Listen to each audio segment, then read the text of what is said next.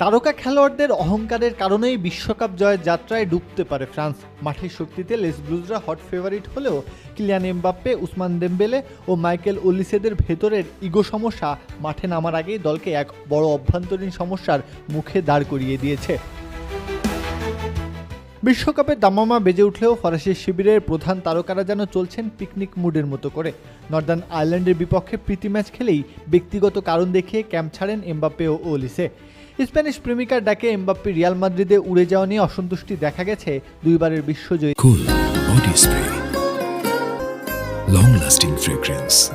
শিবিরে।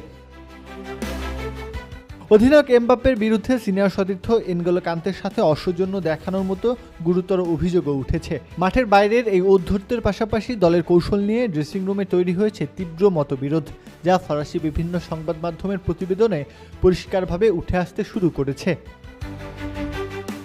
দ্বন্দ্বের শুরু মূলত পছন্দের পজিশন নিয়ে। প্যারিস সেন্ট জার্মেইতে সফল মৌসুম কাটানো দেমবেলেকে উইং ছেড়ে মিডফিল্ডে খেলাতে চান কোচ দিদিয়ের দেশম।